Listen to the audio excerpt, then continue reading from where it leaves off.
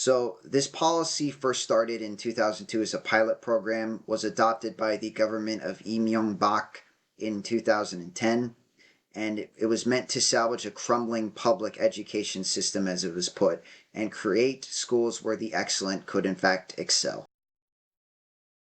These licensed schools have enormous autonomy. They can set their own curricula. They have their own admissions process, different from public schools. And an important thing to remember is that high schools in Korea do charge a tuition, no matter what kind they are. And these autonomous schools can charge much higher tuition rates if they please.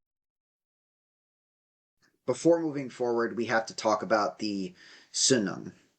And this is the university entrance exam in Korea. It usually occurs in the fall, usually in November, and it is a day where the nation falls silent. Public transportation and even flights are brought to a minimum so as not to create too much noise to disturb them, and it covers several subjects that they will have prepared for throughout their educational lives. So let's look at these strengths and weaknesses now. So, as per their original intended purpose, they do have unique classes not available to public high schools. For example, they have advanced English literature courses and even science and history ones. And students who go here can prepare and excel well in the Sunung and get into the best universities. And these schools do not use as many public funds, so they are not as much of a burden, and that is why the government is reticent to get rid of them or to make significant changes, or at least has been until now. And excelling middle class students can get a leg up, and it can be worth the cost to their parents.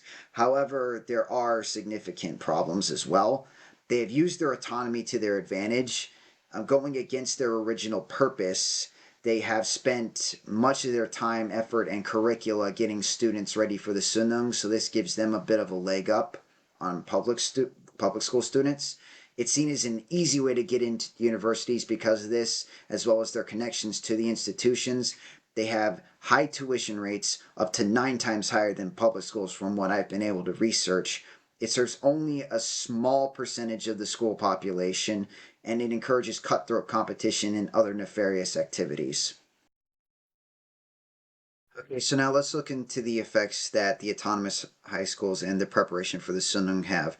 So first of all, they encourage a focus on core Sunung subjects. So instead of fulfilling their original purpose of providing unique classes to excelling students, the teachers now have to spend most of their time focusing on the core subjects instead of maybe what they were hired to do. So the learning and focus becomes narrow. And even some foreign language high schools only look at middle school test scores.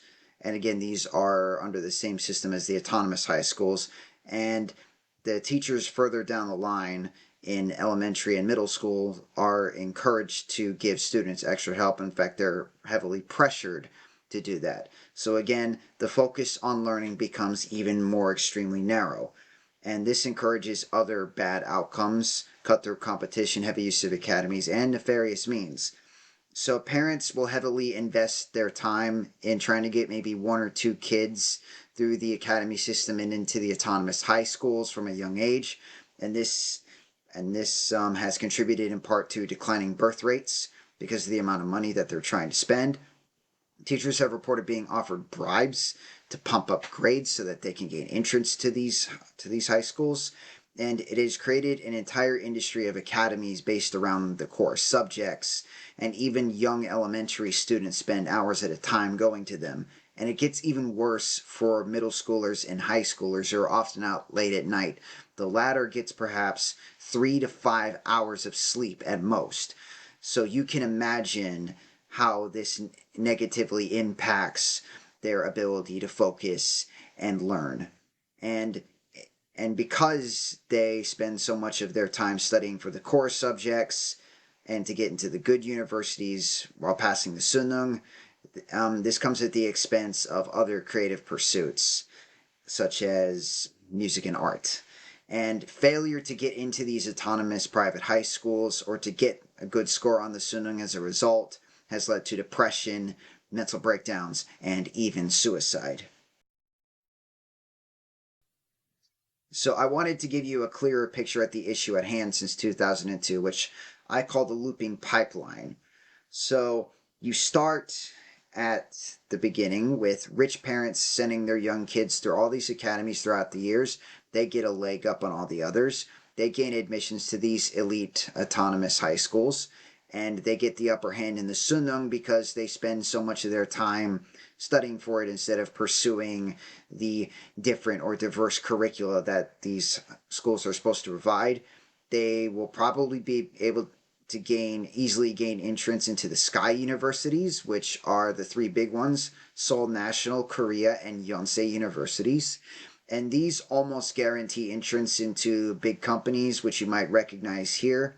And then once these students get rich, they grow up and they start having children of their own, then they start the cycle all over again.